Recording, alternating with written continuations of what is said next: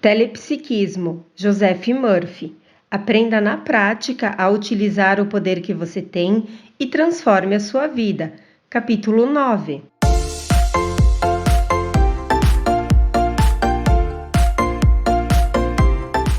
Seja bem-vindo ao canal A Mente Cria Sua Vida.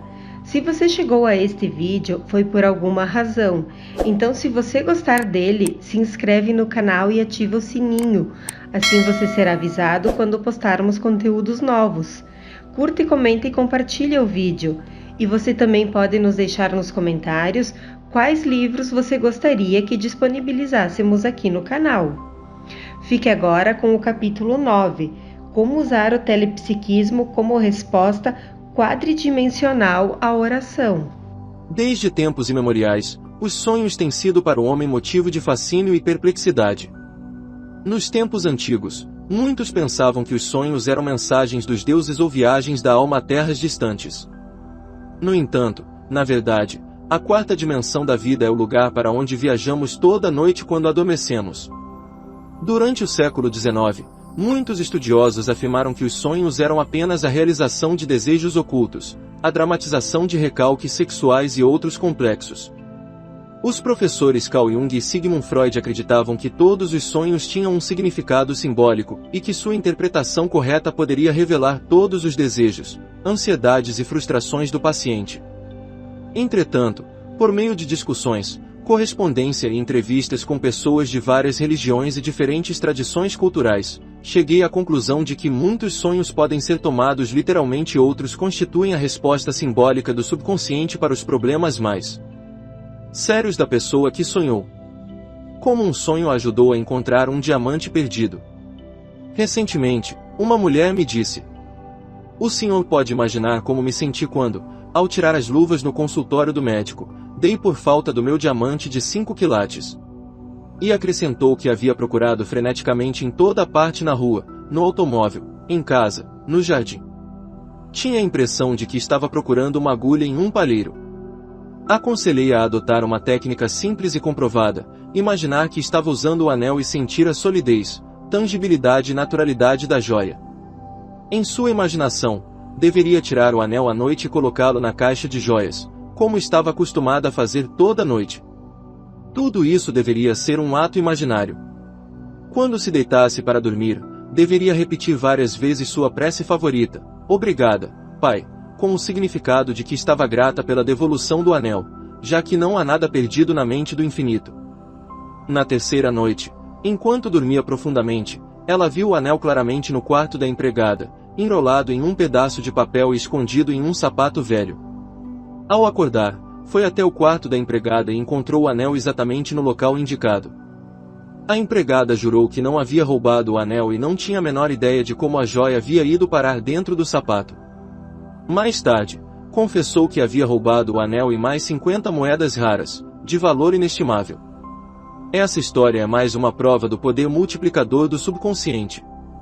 A resposta significou para a mulher muito mais do que ela havia pedido. Como uma criança transformou sua vida.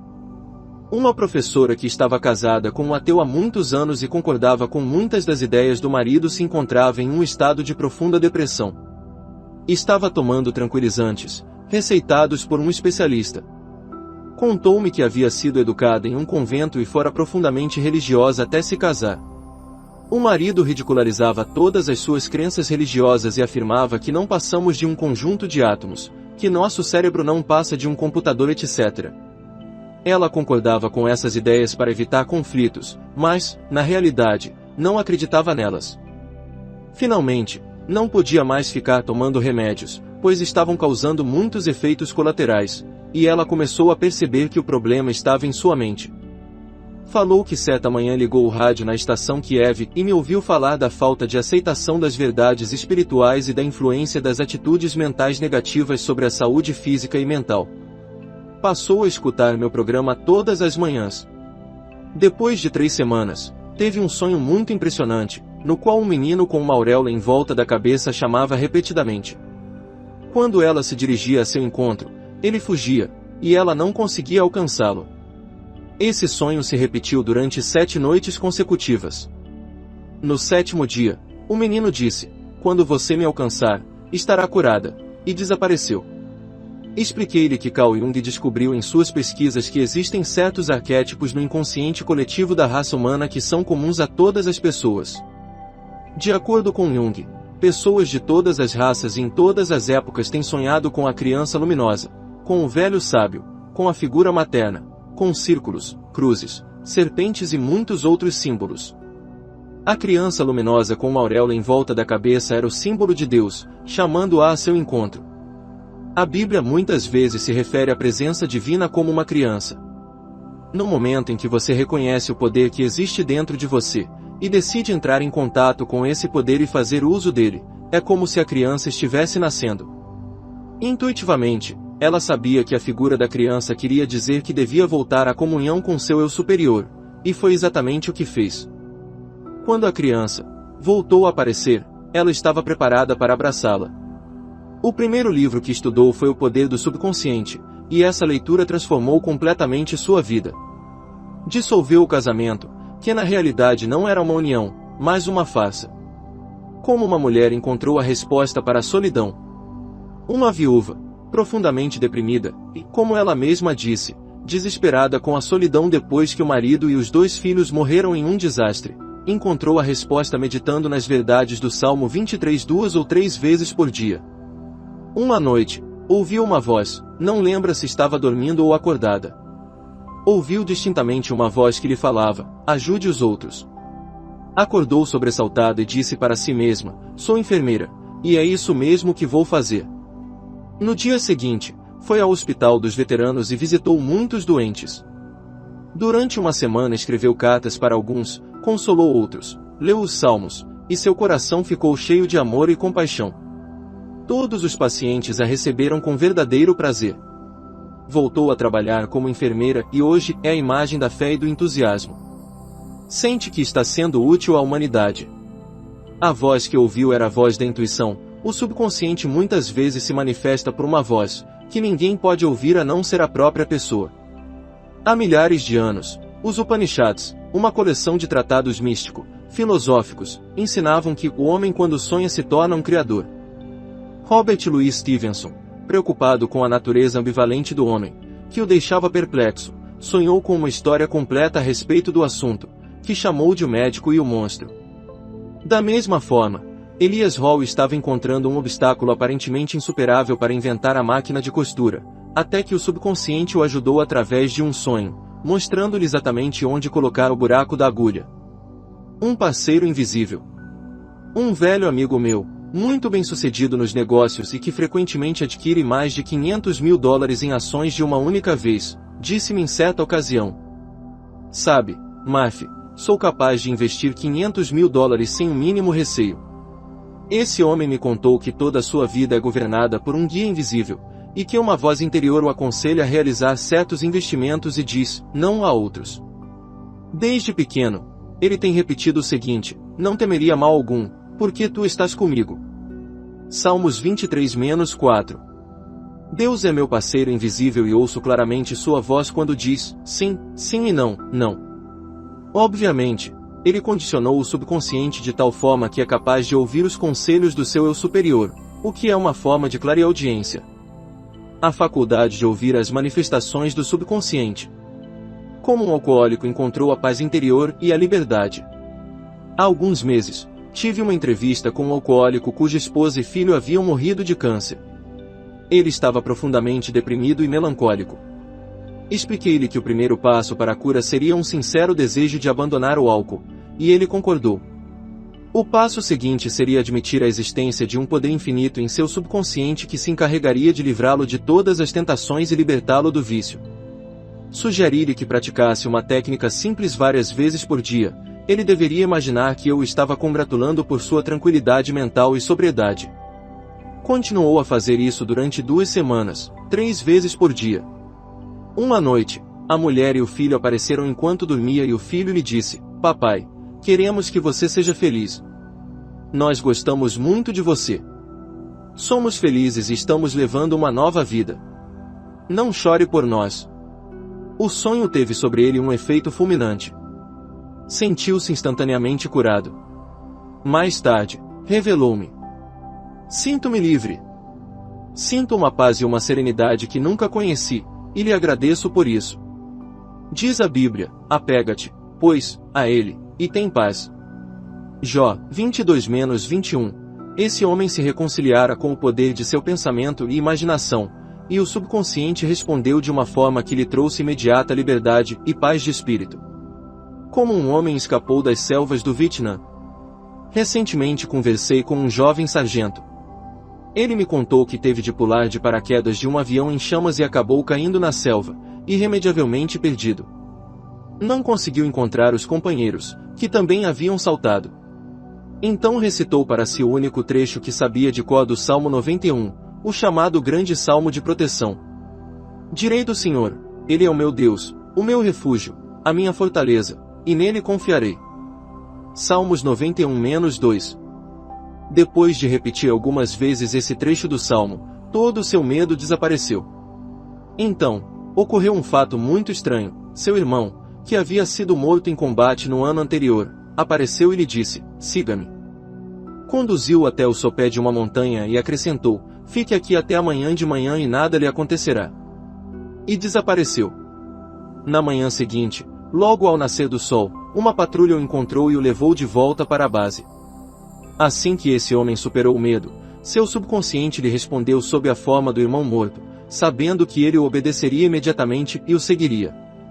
O subconsciente também sabia que a patrulha iria passar por ali na manhã seguinte. Não podemos prever as táticas do subconsciente. Lembre-se apenas de que o subconsciente só ajuda quem tem fé. Seja-vos feito segundo a vossa fé. Mateus 9-29. A explicação que salvou uma provável suicida. Uma jovem senhora que havia perdido 2 filhos no Vietnã e se sentia muito deprimida perguntou-me por que não devia cometer suicídio. Minha explicação foi bastante simples. O problema está na mente, e a senhora é um ser mental e espiritual. A senhora não é apenas o seu corpo. Esse corpo é uma ideia da sua mente, e a senhora terá muitos corpos. Ninguém resolve um problema saindo do Rio e fugindo para São Paulo. Nossa mente nos acompanha aonde quer que vamos, e portanto não adiantará nada pular de uma ponte. A senhora precisa enfrentar o problema em sua própria mente e resolvê-lo aí mesmo. A senhora é mais importante do que qualquer problema. Expliquei-lhe que qualquer pessoa é capaz de deixar seu corpo físico e viajar milhares de quilômetros. Além disso, todos os sentidos são conservados. Podemos ver e ser vistos, podemos atravessar portas fechadas, podemos observar tudo que nos cerca e ao mesmo tempo contemplar nosso próprio corpo físico, no local onde o deixamos. Nesse estado, estamos usando um corpo quadridimensional, também chamado de corpo astral ou corpo sutil. Ressaltei o fato de que muitos cientistas têm escrito a respeito das excursões do homem fora de seu corpo. Descrevi as experiências e pesquisas do falecido Dr. Ornel Hart, antigo colaborador do Dr. J. B. Heine, da Universidade de Duke, que investigou numerosos casos desse tipo. Ela começou a perceber tanto intuitiva como intelectualmente que encontraria fora do corpo os mesmos problemas que a amarguravam, pois o corpo astral por si só, embora muito mais rarefeito e atenuado do que nosso corpo físico, não é capaz de resolver nenhum problema. Pelo contrário, ela permaneceria confusa, frustrada e perplexa em seu novo corpo, que corresponderia a seus pensamentos e imagens negativos. O desejo de suicídio dessa mulher era causado por um intenso desejo de libertação e paz de espírito. O que ela realmente queria era uma vida que valesse a pena, já que a vida nunca se extingue. O que realmente queria era superar o obstáculo da depressão e da melancolia. Garanti-lhe que os rapazes estavam vivendo muito bem em outra dimensão da mente e mereciam pensamentos de amor, paz, alegria e boa vontade. Eles não precisavam de pesar, tristeza e revolta. A dor prolongada é sempre um sinal de egoísmo mórbido. O amor sempre se rejubila com a felicidade, paz e bem-estar do próximo. Ela resolveu voltar imediatamente ao trabalho e entregar os filhos à presença divina. Desse dia em diante, sempre que pensava nos filhos, afirmava: sei que vocês estão onde Deus está, e seu amor enche as almas de vocês. Deus esteja com vocês. Ao praticar essa terapia espiritual, o amor infinito voltou a reinar em sua vida, e sua vitalidade e paz de espírito foram restauradas. Ele apacenta o seu rebanho entre os lírios, verdades de Deus. Até que refresque o dia, e fujam as sombras. Cânticos, 2-16, 17. Não se esqueça. 1. A quarta dimensão é o lugar para onde viajamos toda noite quando adormecemos. Muitos sonhos podem ser tomados literalmente e outros constituem a resposta simbólica do subconsciente para os problemas mais sérios da pessoa que sonhou. 2. Uma mulher perdeu um valioso anel de diamante e não conseguia encontrá-lo. Começou a usar o anel em sua imaginação e a sentir sua solidez e tangibilidade. Antes de dormir, repetia, "Obrigada, Pai", que significava para ela que já havia recebido o anel. Depois de 3 noites, enquanto dormia, viu claramente onde o anel se encontrava. Havia sido roubado pela empregada. 3. Uma mulher religiosa casada com um ateu sofria de frustração e ódio reprimido pelo marido, que zombava de suas crenças religiosas. O subconsciente acorreu em seu auxílio sob a forma de um sonho, mostrando-lhe a criança luminosa, um símbolo da presença divina. Ela percebeu intuitivamente o significado do sonho e voltou à antiga comunhão com a presença divina, ficando totalmente curada. Dissolveu o casamento, que na realidade não era uma união, mas uma farsa. 4. Uma viúva se libertou da solidão meditando no Salmo 23. O subconsciente a socorreu em forma de uma voz, que lhe disse, "Ajude os outros." Como havia estudado enfermagem, a mulher voltou imediatamente ao trabalho e foi capaz de infundir fé, amor e confiança em todos os seus pacientes. Toda a tristeza desapareceu como que por encanto. Passou a se sentir querida, amada e apreciada. E os teus ouvidos ouvirão as palavras do que está por detrás de ti, dizendo, "Este é o caminho, andai nele." Isaías 30-21. 5. Há milhares de anos, os Upanishads ensinavam que o homem quando sonha se torna um criador. Robert Louis Stevenson, preocupado com a natureza ambivalente do homem, sonhou com uma história completa, que chamou de O Médico e o Monstro, e hoje está traduzida para todas as línguas conhecidas. 6. Um multimilionário, acostumado a fazer grandes investimentos, revelou-me que toda a sua vida é governada por um guia invisível. Ele ouve uma voz interior que diz sim a certos investimentos e não a outros. Durante anos, tem condicionado seu subconsciente a responder dessa maneira. Sua oração favorita é: "Deus, inteligência infinita, é meu parceiro invisível", e ouço claramente sua voz quando diz sim, sim, e não, não. Seja, porém, o vosso falar sim, sim, não, não. Mateus 5-37. 7.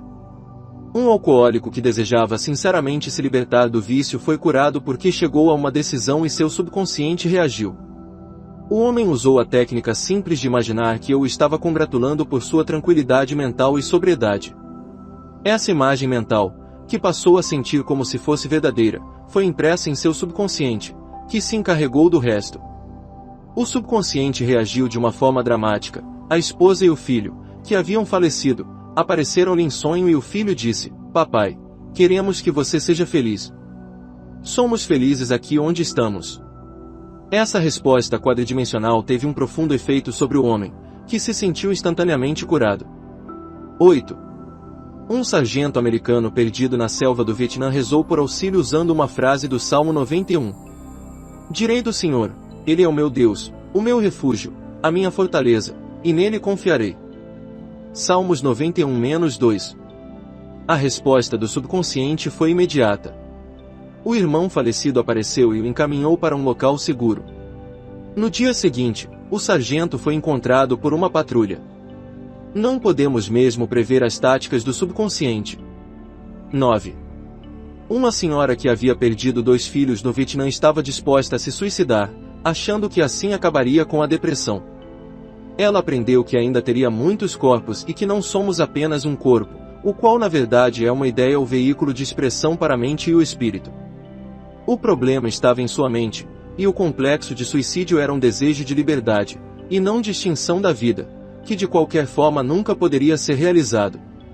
Percebeu que teria que enfrentar o problema em sua própria mente e lá resolvê-lo, pois nossa mente nos acompanha aonde quer que vamos. Assim, entregou os filhos a Deus e passou a orar regularmente por eles, irradiando-lhes amor, paz, harmonia, liberdade e alegria. Quando pensava neles, imediatamente afirmava: Deus gosta de vocês e toma conta de vocês. Com isso, recuperou a vitalidade e a paz de espírito. Apega-te, pois, a Ele, e tem paz. Jó 22-21